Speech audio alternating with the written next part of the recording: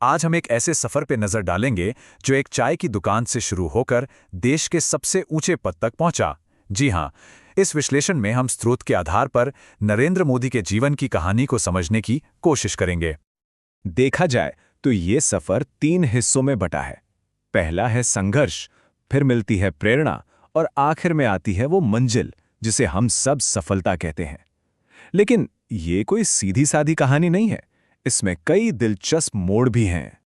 तो इस कहानी की जड़ें एक बहुत ही साधारण सी जगह से जुड़ी हैं। चलिए देखते हैं कि ये असाधारण सफर आखिर शुरू कहां से हुआ।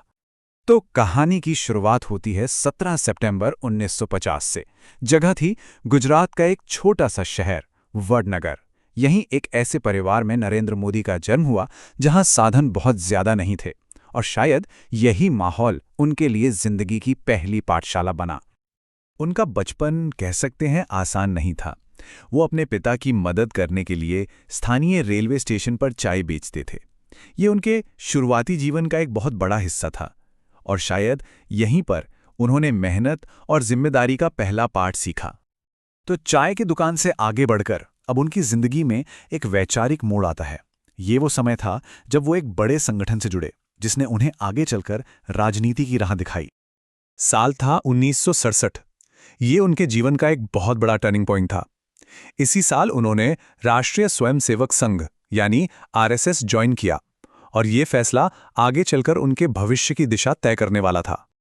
आरएसएस ये वो संगठन था जिसने आप कह सकते हैं उनके व्यक्तित्व को गढ़ने और उनकी लीडरशिप स्किल्स को निखारने में एक सेंट्रल रोल निभाया।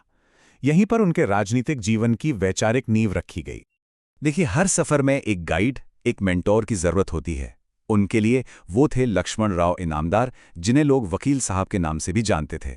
उन्हीं के गाइडेंस ने मोदी के राजनीतिक विचारों को एक साफ दिशा दी। और दिलचस्प बात यह है कि संगठन के कामों में इतना व्यस्त रहने के बाद भी उन्होंने अपनी पढ़ाई नहीं छोड़ी। उन्होंने डिस्टेंस एजुकेशन से पॉलिटिकल साइंस में एमए की डिग्री पूरी की। ये दिखाता है कि वो ज्ञान को कितनी अहमियत देते थे। तो आरएसएस में वैचारिक ट्रेनिंग के बाद अब वक्त था असल राजनीति के मैदान में उतरने का। और यहीं से उनकी सार्वजनिक सेवा का एक नया चैप्टर शुरू हुआ, जिसकी शुरुआत हुई गुजरात से। ये टाइमलाइन उनके राजनीतिक सफर को बिल्कुल साफ साफ दिखाती है। देखिए, 1967 में आरएसएस ज्वाइन किया, फिर धीरे धीरे बीजेपी में उनकी भूमिका बढ़ी। 2001 में वो गुजरात के मुख्यमंत्री बने, और फिर 2014 में वो भारत के प्रधानमंत्री बने। और मुख्यमंत्री के तौर पर उनकी शुरुआत किसी चुनौती से कम नहीं थी। साल 2001 में गुजरात एक बहुत ही भयानक भूकंप की त्रासदी से जूझ रहा था, और ठीक इसी मुश्किल समय में उन्होंने राज्य की कमान संभाली। बतौर मुख्यमंत्री उनका फोकस 3 मुख्य चीजों पर था। पहला, राज्य का डेवलपमेंट, दूसरा, गांवों तक बिजली पहुंचाना, और तीसरा, इकोनॉमिक ग्रोथ को बढ़ावा देना। यही उनकी सरकार की मेन प्राथमिकताएं थीं। तो गुजरात में एक लंबे कार्यकाल के बाद अब कहानी राष्ट्रीय राजनीति की तरफ मुड़ती है। चलिए समझते हैं कि प्रधानमंत्री के तौर पर उनका मुख्य मिशन क्या रहा। सबका साथ, सबका विकास, ये सिर्फ एक नारा नहीं था, बल्कि ये उनके प्रधानमंत्री कार्यकाल का एक तरह से मूल मंत्र बन गया, जिसने उनकी नीतियों को दिशा दी। तो इस नारे का असल मतलब क्या है? इसका मतलब है समावेशी विकास।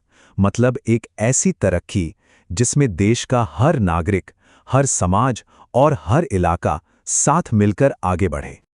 तो इस पूरे सफर का निचोड़ क्या है? ये कहानी हमें सिखाती क्या है? चलिए इसके सबसे जरूरी पहलुओं को समझते हैं। ये पूरी कहानी सफलता के 3 स्तंभों या कह लें कि 3 पिलर्स पर खड़ी है। पहला है संघर्ष, जो शुरुआती जीवन में था। दूसरा है अनुशासन, जो उन्हें संघ से मिला। और तीसरा, हर चुनौती का सामना करने वाला आत्मविश्वास। सोर्स के मुताबिक इन्हीं 3 चीजों के दम पर एक साधारण शुरुआत को एक बड़े मुकाम तक पहुंचाया जा सकता है। और आखिर में ये कहानी हमारे सामने एक सवाल छोड़ जाती है कि आखिर वो क्या चीजें होती हैं, कौन से गुण होते हैं जो किसी इंसान को एक साधारण शुरुआत से उठाकर असाधारण ऊंचाइयों तक पहुंचा देते हैं।